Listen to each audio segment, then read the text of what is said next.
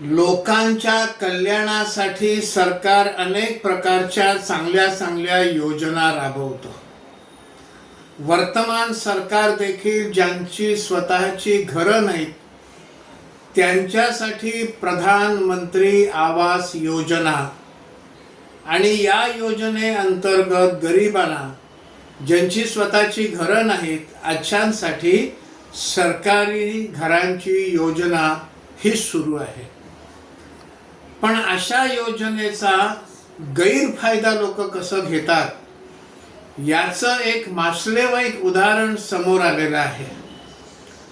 ओरिसा राज्यातल्या केंदुझार जिल्ह्यामध्ये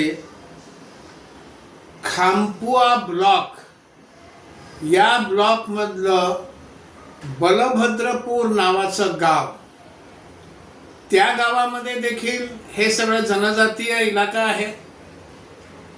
ह्या गावामध्ये देखील सरकारनं प्रधानमंत्री आवास योजनेच्या अंतर्गत घरं बांधली आणि तिकडच्या जनजातींना ती दिली।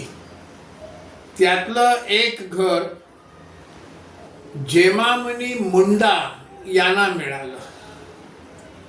या सगळ्या घरांवर प्रधानमंत्री आवास योजनेची पाटी लावलेली होती।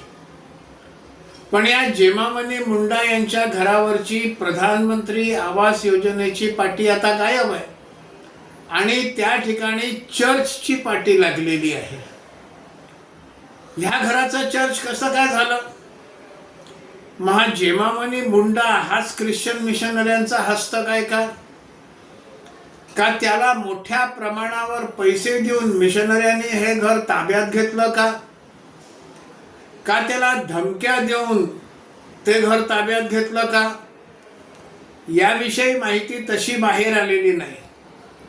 पण या घरामध्ये ख्रिश्चन मिशनरी येतात, लोकांना बोलावतात आणि अनेकविध प्रकाराने धर्मांतरणाचा प्रयत्न करतात।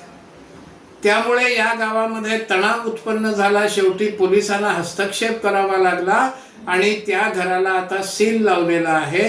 पण कशा प्रकारे सरकारी चांगल्या योजनेचा गैरवापर केला जातो, धर्मांतरणासारख्या कामासाठी केला जातो, त्याचं हे मासलेवाईक उदाहरण समोर आलेलं आहे।